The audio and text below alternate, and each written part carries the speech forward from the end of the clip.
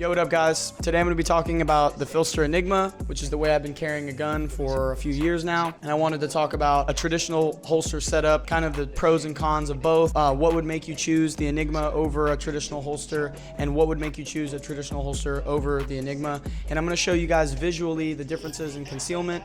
I'm going to put the gun in the same exact spot, or essentially, and I'm going to show you guys, kind of what the value of the Enigma is for me. It's changed the game for me, and I'm not paid by Filster to say that. I paid my own money with it, and I think it's paid for itself, with this particular product. So let's jump right in.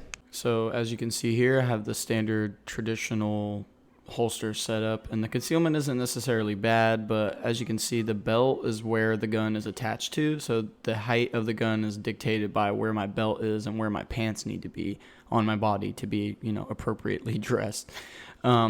The only thing keeping the gun tucked in my body is actually this claw here. So realistically speaking, there's a limit to the amount of concealment, even with a wedge, which I'm going to talk about in a little bit when I show you guys the Enigma setup.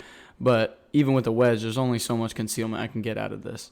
Versus with the Enigma, as you guys can see when I lift my shirt or when I push against the gun, but there is essentially no printing from the gun itself. It's just that my pants are a little bit more bulky. But what this does is it creates a more comfortable ride height for the gun, and also I can get more concealment out of the same amount of gun essentially, because with the higher ride height setup with the traditional holster, I'm having a lot of printing and shelving with the gun, even with the wedge attachment. So as you guys can see, even though my draw stroke is slightly different, the gun being behind the belt actually creates more comfort because the gun is not flopping around when I move around or jump or squat, and it's always in the same place essentially because of the way the Enigma works and attaches to your body. It's not an inconsistent draw stroke, at least for me. I'm able to consistently draw from concealment no matter essentially what I'm wearing. And then when I wear more layers, obviously I can have the gun ride higher up.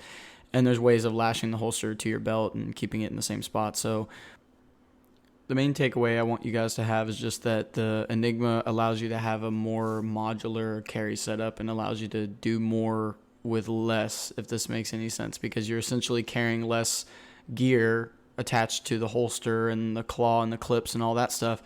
It's a little bit more minimal. You're carrying it close to your body, so you're getting more comfort, and then you're also getting more concealment, and you're able to carry without a belt and without the traditional pants and all that stuff. So yeah, I think it's a very valuable way to keep your gun on you more often than not, because when we talk about carrying for self-defense, that's what this is about, is carrying for self-defense and carrying more often than not.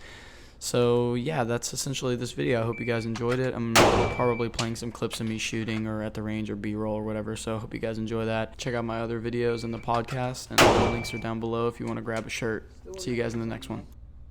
1.1.